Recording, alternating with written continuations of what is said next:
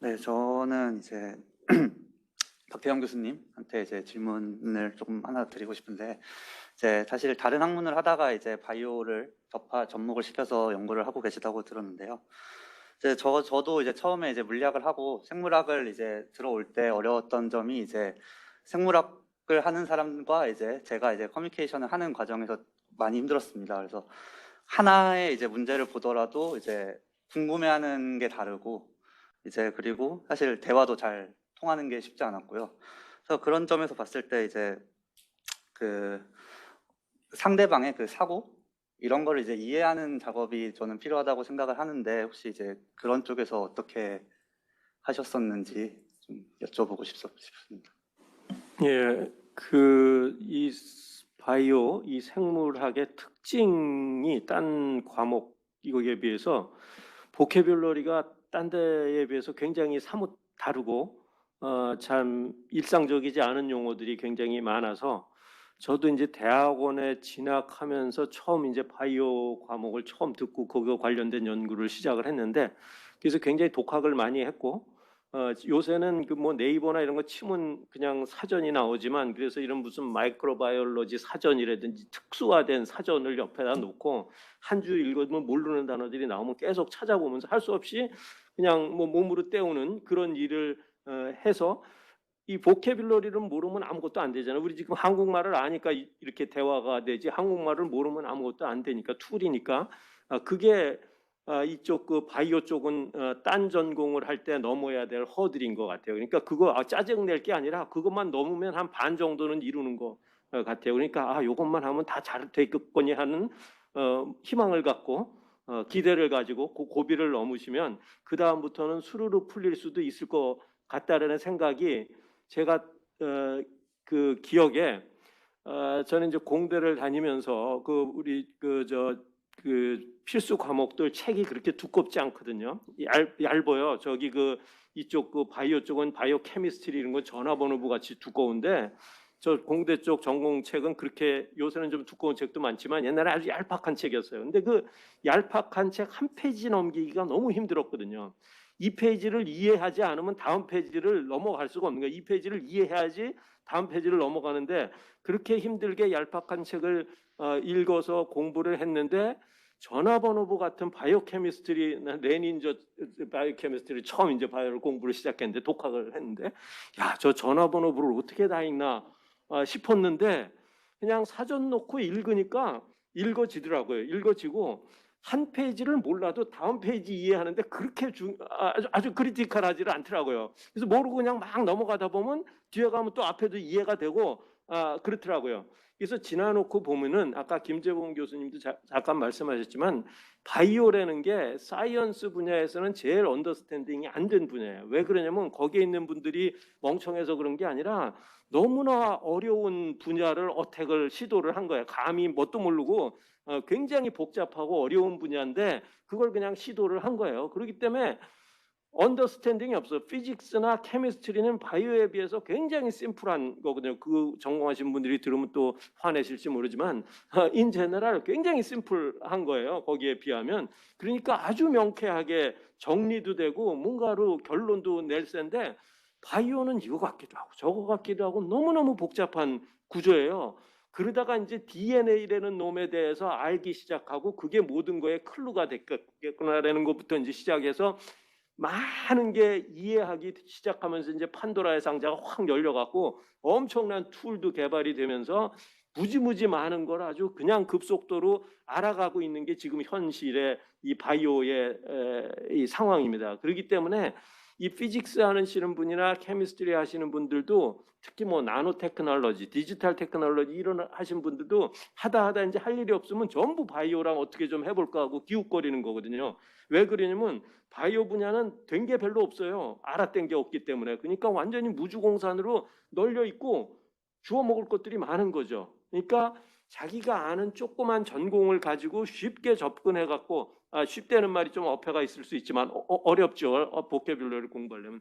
그래도 굉장히 많은 어떤 가능성과 기회의 땅이라고 생각을 합니다. 쉽지만은 않지만 기회의 땅이라고 생각을 합니다. 근데 융합에서 우리가 오해나 착각을 해서 안 될 게 제너럴리스트가 결코 융합을 하는 거는 아닙니다. 이것저것 많이 한다고 융합하는 건 아니거든요. 융합을 하려면 자기가 갖고 있는 코어 테크놀로지나 코어 지식이 확실히 있어야지 딴 사람이 융합을 한다고 응대를 해주지. 당신 뭐 하세요? 그랬더니 이것도 알고 저것도 알고 이것도 알아요. 그랬더니 별로 아는 게 없으시네요. 이렇게 인사이트는 있어야지 되지만 자기가 갖고 있는 확실한 무기가 있어야지 남들고 갖고 있는 무기를 내놓으면서 우리 같이 한번 해봅시다라고 하지. 저 이것저것 다 할 줄 알아요. 이거는 곤란한 것 같아요. 그러니까 아까 물리하고 생물하고 뭐 이거 얘기를 하셨지만 자기가 갖고 있는 확실한 전공 분야를 아주 강하게 갖고 있어야지 그런 사람하고 콜라보레이션을 해서 이 세상에 없는 경쟁력을 만들 수 있지. 나는 갖고 있는 게 없는데 저분하고 어떻게 좀 해볼까? 그럼 저 사람이 응대를 안 하죠. 그러니까 이 융합이라는 것도 결국은 모든 걸 다 할 수는 없는 거거든요. 그리고 내가 하는 분야 이외에 또 해봤자 이게 경쟁이 안 돼요. 저기 한평생 그 분야만 공부한 사람하고는 경쟁이 안 되는 거죠. 그러니까 자기가 확실히 내세울 수 있는 분야를 가지고 인사이트를 가지면서 저분하고 뭔가 할 수 있으면 좋겠다. 해서 그런 분들이 인정을 받고 뭔가 줄 게 있어야지 저분도 내놓는 거죠.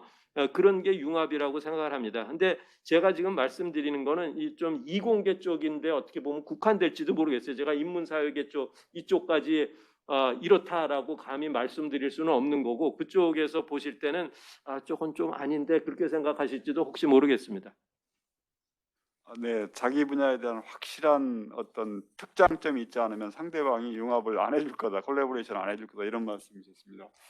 이거는 결국 자기 학문 분야에 대한 확실한 지식이나 뭐 이런 것들을 구축하고 있지 않으면 경쟁력이 융합에서도 없다 이런 말씀을 이해가 됩니다. 혹시 우리 대학원 패널 학생 중에서 질문 있으십니까? 네, 박태영 교수님께서 그 모학문에 대한 어떤 그런 얘기를 해주셨는데, 저도, 네, 해주신 말씀을 들으면서 굉장히 공감이 많이 됐었는데, 저 같은 경우에는 이제 어떤 모학문의 체계 위에서 저의 관심사를 확장시킨 경우라기보다는 저는 이제 그 전에 예술이라는 분야를 했기 때문에 예술을 한 후에 석사 과정에서 미술 교육이라는 어떻게 보면 신생 학문을 하고 다시 이제 교육학이라는 학문으로 돌아오면서 저도 굉장히 그 모학문의 어떤 체계가 얕은 상태에서 이것저것을 융합하려고 하다 보니까 굉장히 시행착오가 많았던 그런 경험을 좀 떠올리게 되었던 것 같습니다. 그래서 지금 교육학을 하고 있고 교육 철학을 하고 있지만 이런 어떤 하나의 어떤 체계가 있고 그 위에서 이것들을 저의 관심사들을 엮어내는 것의 중요성을 다시 한번 좀 느낄 수 있었던 것 같고요. 또 여전히 저도 고민하고 있는 것은 융합 연구를 할 때 굉장히 폭과 그 관심의 폭과 깊이를 같이 가져가는 것의 그 어려움 그런 것들을 항상 이렇게 직면을 하게 되는 것 같습니다. 저 같은 경우도 교육학, 철학, 미학, 미술사 이런 것들을 많이 공부를 해야 하다 보니까 항상 시간이 부족하다고 느껴지고 그런 공부를 많이 해야 함에도 불구하고 어느 것 하나 제대로 어떤 전문성을 갖추지 못한 것 같은 그런 두려움에 항상 시달리는 것 같기도 합니다. 그래서 이런 그러니까 나만의 독자적인 연구 영역을 확보한다는 어떤 강점이 있을 수 있지만 또 한편으로는 어떤 전문성을 확보하는 것에 대한 어떤 어려움이나 그런 두려움이 항상 따라다니는 것 같은데 이런 부분을 좀 어떻게 극복해 갈 수 있을지를 교수님들께 한번 여쭙고 싶었습니다. 지금 정말 중요한 얘기를 한 것 같습니다. 대학원 박사 과정으로서 일정한 기간 동안 학위를 받지 않고 지나치게 오랫동안 공부할 수도 없는 상황이고 그다음에 공부가 끝난 다음에 잡마켓이 곧바로 좋아진다는 열린다는 그런 보장도 없기 때문에 큰 리스크 테이킹을 해야 되는 상황인데 혹시 좀 이런 거에 대한 조언이 있으실 수 있을까요?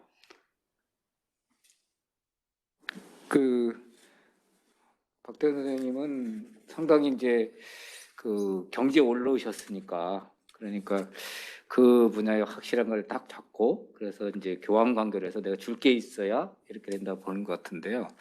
100% 저는 맞다고 보고 근데 이제 석사나 박사과정 학생들한테는 그 끝도 없는 얘기 같더라고요. 저도 아까 말씀드린 이제 깊이 때문에 고민을 했잖아요. 그러니까 내가 석사인데 박사는 더군다나 그렇죠. 박사 과정도 마찬가지 같은데 그 박사 과정 중에 확실한 무슨 내만이 막 뭐를 이렇게 탄탄한 게 있다. 그건 저는 좀 불가능하지 않나 이렇게 생각합니다. 그러니까 우리가 보통 얘기하면 이제 만시간 법칙이라는 게 있는데 뭐를 하면 만시간을 투입하면 이제 도사가 된다 뭐 이런 게 있거든요. 그래서 그냥 뭐 하나를 단계적으로 깊이 딱 파고 그 후에 2층 집을 짓고 뭐 이러는 게 아니고 한 1층 대충 짓고 2층 올라갔는데 보니까 1층 좀 부족한 게 있거든요. 그럼 다시 내려가고 저는 사회과학은 그게 아닌가 생각해요. 그러니까 한꺼번에 딱 해서 딱 끝나기는 정말 어렵고 특히 뭐 석박사 과정이 얼마나 힘듭니까? 뭐 시험 보는 것도 많고 과목 가는 것도 많기 때문에 저는 그거에 대해서 항상 저도 평생 그런 컴플렉스 비슷한 게 있고요. 지금도 이렇게 보면 이거 부족해서 또 기초 또 이렇게 보고요. 그렇게 하거든요. 그러니까 그거는 같이 가는 거다 이렇게 생각하시면 될 것 같습니다. 아마 지금 두 분 교수님 말씀 들어보니까 20 학문 분야, 소위 얘기해서 이제 싱글 패러다임이 있는 학문 분야와 멀티 패러다임이 있는 사회과학 분야의 차이점이 아주 잘 대비된 것 같습니다. 사회과학 분야에서는 다른 학문 분야의 관점을 이해하게 되면 그 관점을 통해 내가 지금 고민하고 있는 문제에 대한 시사점을 많이 얻을 수 있기 때문에 좀 폭넓은 지식이나 경험 같은 게 아주 중시 여겨지는 것 같고 파운데이션으로서 그런 의미에서 이제 자신 분야에 특장점이 없으면 다른 분야와 협업하기가 쉽지 않은 게 현실이다라는 이제 이공계의 특성하고 좀 상당히 대비되는 것 같습니다. 그런 면에서 보면 우리 질문하신 서정은 학생 같은 경우는 이제 지금 현재 하고 있는 분야가 인문 사회과학 쪽인 접근을 많이 하니까 자기 분야에서 대가가 돼야만이 나중에 다른 분야 협업할 수 있다 이런 걱정은 많이 좀 안 해도 괜찮지 않겠느냐는 위로의 말씀 비슷한 것으로 제가 이해를 했습니다.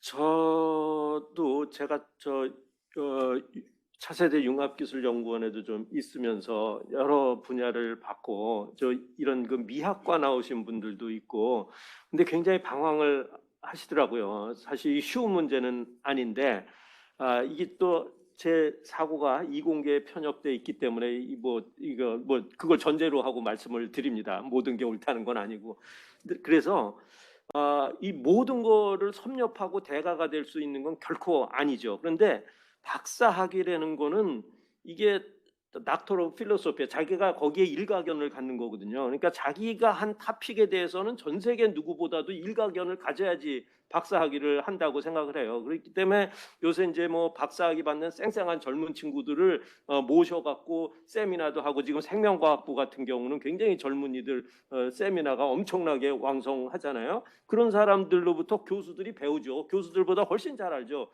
지금 그 주제에 돌아가는데 대해선. 그러니까 모든 분야에서 대가가 될 수는 없는 거예요. 학생. 그렇지만 자기가 하는 토픽에 있어서는 교수보다 훨씬 잘 알아야지 그게 박사하고 PhD라고 생각이 되거든요. 실상이 그런 거고 그렇게 되려면 어떻게 돼야 하는가? 그걸 가지고 인정을 받으려면 일단 그 토픽, 연구 주제가 확실해야 되고 그걸 하고 난 다음에 가치가 창출이 돼야 되고 내가 이걸 하고 정말 무슨 가치를 창출할 수 있나?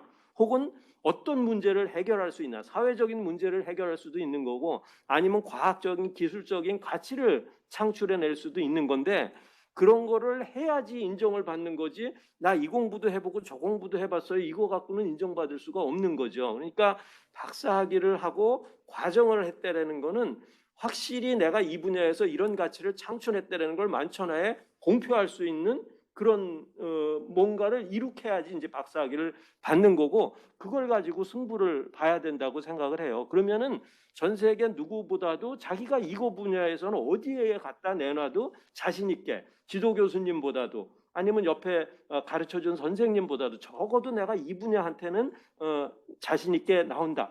그러면은 그 가치를 창출하기 위해서 자연스럽게 융합의 니드가 오는 거죠. 나는 요것뿐이 안 되는데 저 사람이 갖고 있는 능력을 가면은 나한테 굉장히 도움도 되고 나를 이렇게 부각시킬 수 있겠다. 그런 게 융합을 하려고 해서 의도를 하는 게 아니라 가치를 창출하고 문제를 해결함으로써 자기의 뭔가의 전공 분야, 내만의 내세울 걸 만들라고 보면은 그게 이제 수단이 되는 거죠. 융합 연구들이. 그건 자연스럽게 이루어지는 과정이 아닌가 그런 생각이 듭니다. 네, 감사합니다. 아마 그 혼자 이런 과정을 경험해 보신 우리 박흥식 교수님께서 또 어떤 생각을 하고 계신지 이제 한 말씀. 예, 저는 지금 우리가 연구의 수준을 막 대가라든지 이런 걸 바라보면서 이제 석사 박사를 하기는 좀 어려운 부분도 굉장히 많잖아요. 그래서 저는 이제 박태현 교수님께서 말씀하신 건 기본적으로 다 공감하지만 한편으로 너무 큰 부담으로 석박사 과정 학생들에게 다가올 수 있겠다 이런 생각이 들긴 하는데요. 좀 다른 예를 들면 저는 지금 학문의 어떤 분과 학문 체계 내에서 학문 간의 경계에 있는 영역은 누구도 연구하지 않는 영역이 굉장히 많거든요. 그래서 그 연구는 거꾸로 말하면 연구의 공백이 발생하고 있고, 그런데 어느 순간 그 공백이 굉장히 중요하고 필요한 그런 주제로 변모하기도 하더라고요. 예컨대 역사학부를 예를 들면 저희가 이제 서울대 역사학부 내에 3개 학과가 있는데요. 국사, 동양사, 서양사 이렇게 나눠져 있습니다. 69년도에 사학과가 3과로 분리됐습니다. 그 이후로 이제 각각의 영역에 전문가들은 굉장히 많이 배출됐어요. 그런데 이렇게 분과하다 보니까, 근데 국사학과는 주로 한국이라고 하는 울타리 내에서 주로 연구 영역을 찾다 보니까 그걸 넘어서는 관심을 보이기가 참 어려워요. 그러면 교수한테 혼나기도 하고 결과가 안 나오기도 하고. 그런데 대부분의 중요하고 흥미로운 주제들은요, 그 경계 내에 머물러 있지가 않습니다. 예컨대 우리가 쉽게 말하면 임진왜란 그런 주제를 연구하려면 그게 한국사의 주제면서 일본사의 주제인데, 그러면 어떤 사람이 그 주제에 특화될 수 있을까? 그렇기 때문에 저는 지금 현재 학문의 영역 내에서 한국사, 동양사 이런 어떻게 보면 분과 체제 자체가 갖고 있는 굉장히 많은 어떤 공백, 경계들이 있기 때문에 자기 관심사에서 그 경계를 넘어서려고 노력하는 것들이 어느 순간 사회적 피로가 굉장히 높아질 수가 있고, 그래서 그 분야의 준비가 되면 생각보다 쉽게 혹은 또 아주 굉장히 운 좋게 새로운 결과물들을 낼 수 있는 가능성들이 많아지거든요. 그래서 다른 말씀을 드리면 예컨대 이제 3, 4학과가 23년부터 통합이 돼서 저희가 교수 TO도 한 2개가 더 생기고 하는 그런 변화가 생기는데요.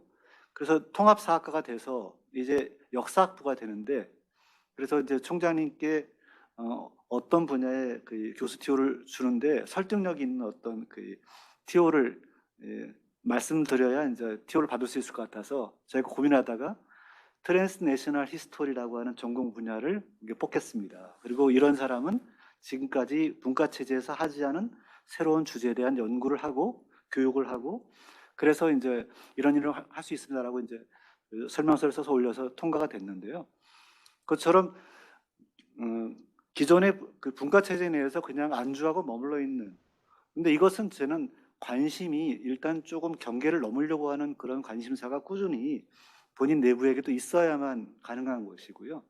그래서 예컨대 이슬람이라고 하는 주제를 연구하는 역사 분야는 별로 없어요.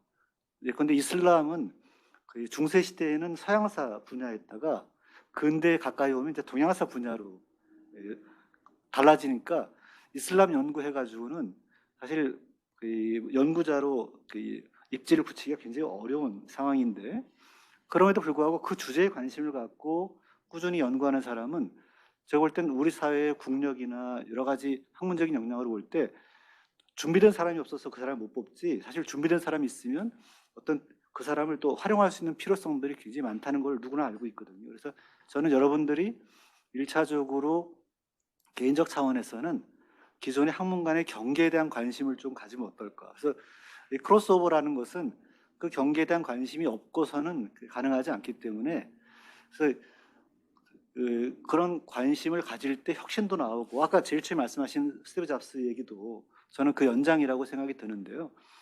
한 가지만 더 말씀드리면 흑사병 연구에 있어서 그동안 역사가들은 주로 오래된 사료만 보다가 1984년에 이제 새로운 어떤 돌파구가 생기는데요. 트윅이라고 하는 영국의 동물학자가 그 전까지 그 주된 정설은 뭐냐면 중세 때 발생했던 그 흑사병과 그다음에 19세기 중반 말에 이렇게 번창했던 패스트가 동일한 전염병이다라고 하는 것이 학계 정설로 돼 있었습니다.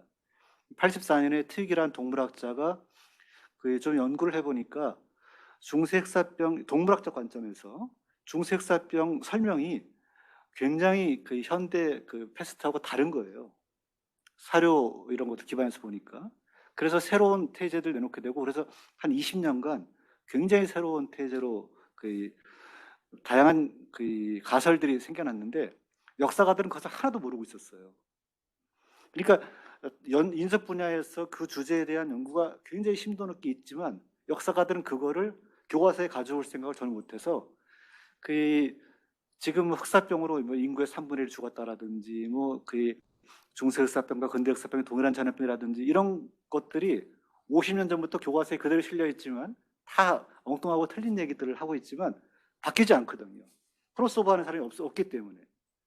그래서 그런 자연과학적인 발견 혹은 새로운 결과물을 역사가로 가져오는 것만 해도 굉장히 새로운 혁신이고 그런 걸 통해서 역사를 보는 관점과 시각을 크게 확장시켜 줄 수 있는데 그래서 저는 아무튼 1차적으로는 여러분들이 경계 너머를 좀 관심 갖고 쳐다보고 흥미를 좀 확장시키는 그런 것부터 시작하지 않을까 첫 걸음은 그러면 이제 혁신의 길이 좀 연결되지 않을까 생각이 듭니다.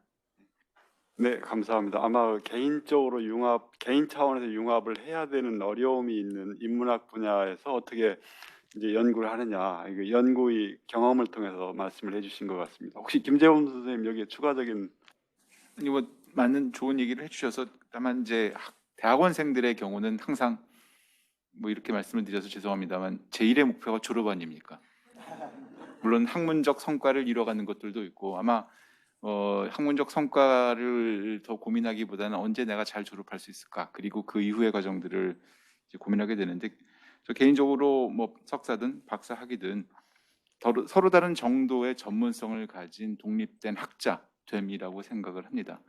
해당 분야에서 아까도 박태영 교수님도 말씀하시고 임동균 교수님 그다음에 박근식 교수님도 말씀하셨던 것처럼 자신의 어떤 전문적인 내용들이 그 세상에 알려지고 소위 뭐 우리가 운전면허증에 자주 비유하게 되는데 혼자서 운전할 수 있을 만큼 그래서 그 과정에서 나의 학문적인 성과 또 업적들을 뭐 학회지에 발표하기도 하고 다른 동료 학자들하고 이제 나누기도 하는데 내가 그 연구를 왜 하느냐가 제일 중요한 것 같아요. 이게 융합이 정말 필요한 연구인지 융합 없이도 할 수 있는 연구인지 꼭 융합을 해야 좋은 연구라고 생각하지는 않습니다. 개인적으로. 더 중요한 건 질문 그리고 그 질문을 해결해 나가는 과정에서 융합을 할 수 있다면 그 또한 또 다른 배움이 되는 것이고 다른 사람에게 손을 내밀고 다른 사람의 도움을 받아서 나의 연구가 조금 더 탄탄해지는 것이 아닐까. 그러니까 융합을 위한 연구가 아니라 융합은 어찌 보면 방법론적으로 스며드는 과정이라는 생각을 좀 조심스럽게 해보게 되고 그런 측면에서 얘기를 많이 나누는 건 저는 무척 중요하다고 생각을 합니다. 뭐 동료 대학원생들 특히 그리고 그 동료 학생들의 지도 교수들을 적극 활용해야 되거든요. 이게 저희가 저희 학부 학생들한테도 대학원생들한테 자꾸 얘기하는 게 교류를 해라 말로가 아니라 실제로 왜 내가 이걸 궁금해하는지 이걸 왜 필요로 하는지 나의 궁금증을 널리 알려야 나 답은 모르는데 저 사람이 저 답을 알고 있어라는 얘기를 도와줄 수도 있기 때문에 그런 맥락에서 조금 더 많은 얘기를 나눌 수 있는 동료들 그 안에서 나의 설득을 어떻게 시키는지 저 사람의 얘기를 내가 어떻게 알아듣는지